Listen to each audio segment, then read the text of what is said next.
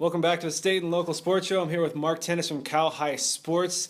This week we are going to touch on a variety of topics, starting with kind of an open-ended question for you. Reading online last week, and this is a day and age where basketball and the media attention with basketball goes even before high school now. I saw a player talking about she's discovered which high school she wants to go to, and it's interesting to me to have this media attention about middle school kids. And I'm sure in some ways it's good for their positivity and their self-worth, but it's kind of like, where's the line of let them be kids for a while before they're scrutinized and analyzed by the media?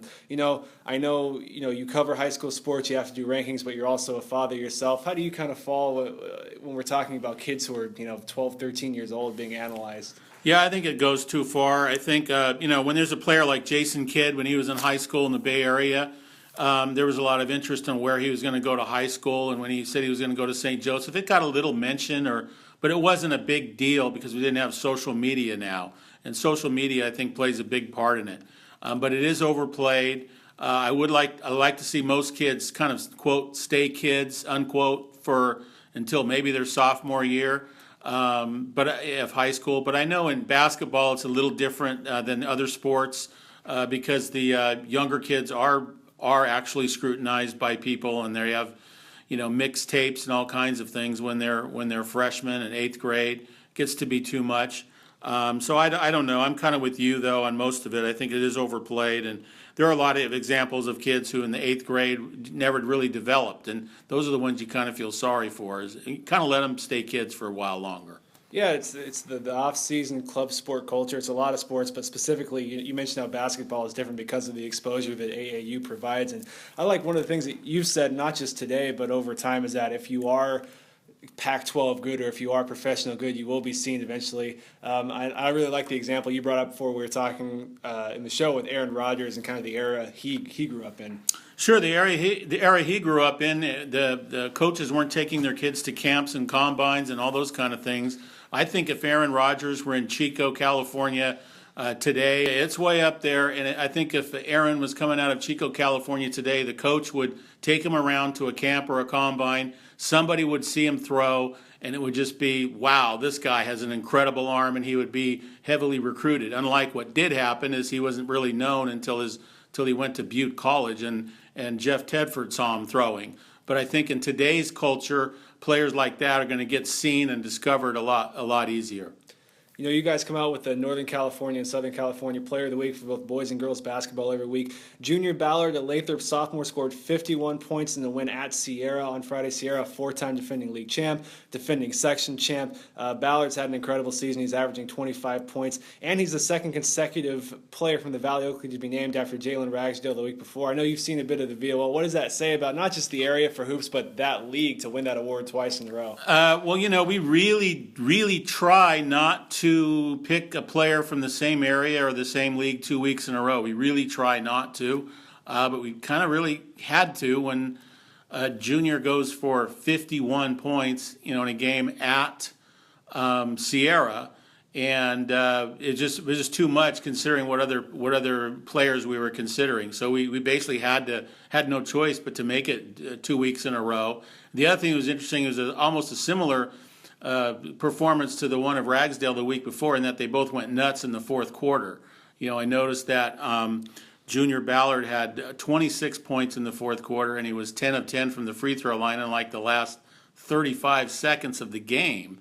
So, if you want to score a ton of points, I guess that's hitting a bunch of threes is one way to do it, and the other way to do it is be a point guard and get fouled by a ton of people when they're trying to stop the clock, and then make all your free throws. Absolutely. Mark Tennis does a weekly column for us, and we both, in our different ways, enjoy some form of sports nerddom. You have an awesome but extreme example this week. If you could kind of tease what you wrote about, because I think those of us who love high school football would really enjoy it. I wrote about a card collection, an index card collection that's owned and been compiled by a friend of mine who's 86 years old, and he lives in Rio Vista. His name is Bruce McIntosh. He's a little bit more well-known, actually, in Southern California because that's where he lived for most of his life. But Bruce has about 60,000 index cards, and on each index card, he has them typed out, the score of the games and the head coach of a team. So it'll be like St. Mary's 1928 It'll be all their scores, who the head coach was, and you go St. Mary's 1929, and he has these cards for every school in California, dating back to forever, the 1800s, 1890s. It's an incredible collection, and we've gone through several of them for the local schools and highlighted some of the highlights from each of the schools. Like, for example, Edison of Stockton, in the old days actually was called the Inventors and not the Vikings. Not sure too many people know that, but that's true. And all this stuff is available through his cards, and I just wanted to highlight the collection, how it helps us at Cal High Sports, and how it could help schools too, kind of connect with their history. The Edison Inventors against the Franklin Founding Fathers. Now that would be incredible. That would be great. Yeah, that'd be great. Cal High Sports is rolling out its all-state football teams right now. I know you guys are in the midst of it. They've already released their all small schools and all medium schools working on the sophomore and junior teams, so keep a lookout for those. And, one last thing to touch on is football, even though we're a bit out of that season. St. Mary's recently announced, and Coach Tony Franks, that they will play St. John Bosco of Bellflower, one of the top nationally ranked teams last year. In fact, they were number 2 before losing to Centennial, I believe it was, and finished ranked number 11 in the country by USA Today. One of the best teams in the nation, but with a new state playoff format, they did not play in a state playoff game. Nope. What does that mean for you for St. Mary's, which has aspirations to go after its third section championship? Well, St. Mary's is not going to be intimidated. They have played De La Salle many times in their history, so this is not that much different than playing De La Salle. St. John Bosco is a little bit more of a wide open offense, no huddle, and that sort of thing. A lot of people look at the roster of St. John Bosco and think, wow, they lost a lot of guys. They're going to be vulnerable. But I would caution against that. This is a program that's in the process of reloading every year. And the quarterback they're going to have, a kid named Ragsdale Davis, came into the game when they were playing Corona Centennial after the number 1 quarterback got hurt, and was very effective and drove them down for 3-4 touchdowns, and there wasn't that much of a drop.